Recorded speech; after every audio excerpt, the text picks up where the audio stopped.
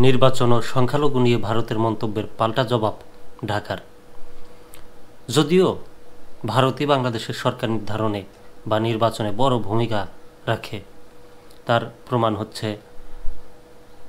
গত এক মাস আগে মোদির সাথে যে ডোনাল্ড ট্রাম্পের মুখোমুখি একটা আলাপ হয় বা সংবাদ সম্মেলন হয়, সেই সংবাদ সম্মেলনে কিন্তু ট্রাম্পকে জিজ্ঞেস করেছিলেন গণমাধ্যম কর্মী যে বাংলাদেশ নিয়ে আপনি কি চিন্তা করেন। তখন ট্রাম্পের উত্তর ছিল যে ট্রাম্প বাংলাদেশের সরকার ব্যবস্থা নিয়ে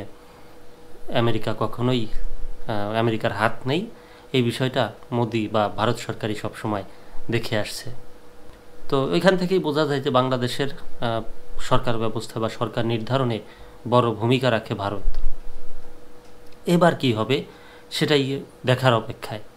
হয়তোবা তারা দেখতে পারছে না বাংলাদেশের এই বিষয়টা এবার তাদের কন্ট্রোলে নাই বলেই কি তারা বিভিন্ন সময় বিভিন্ন ধরনের উস্কানিমূলক মিথ্যাচার, সেনাবাহিনীকে নিয়ে মিথ্যাচার সংবাদ প্রকাশ, তারপর দেশের আরও বিভিন্ন বিষয় নিয়ে তারা মিথ্যাচার করেছে, কিন্তু এখনও করে যাচ্ছে।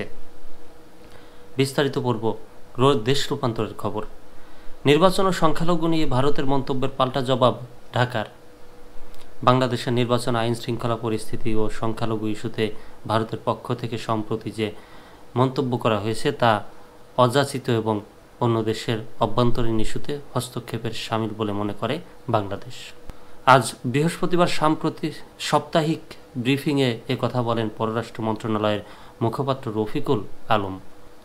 রফিকুল আলম বলেন, বাংলাদেশের নির্বাচন, সার্বিক আইন শৃঙ্খলা, সংখ্যালঘুর মতো বিষয়গুলো একান্তই অভ্যন্তরীণ বিষয়।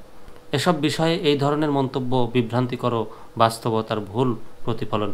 আশা করি ভারত সরকার এই ধরনের মন্তব্যের পুনরাবৃত্তি রোধে প্রয়োজনীয় পদক্ষেপ নেবে। গত 7 মার্চ দিল্লিতে ভারতের পররাষ্ট্র মন্ত্রণালয়ের নিয়মিত সাপ্তাহিক ব্রিফিংয়ে বাংলাদেশে হিন্দু নির্যাতন, নির্বাচন ও আইন শৃঙ্খলা পরিস্থিতি নিয়ে তাদের উদ্বেগের কথা জানিয়েছিলেন দেশটির পররাষ্ট্র মন্ত্রণালয়ের মুখপাত্র রণবীর জয়সওয়াল।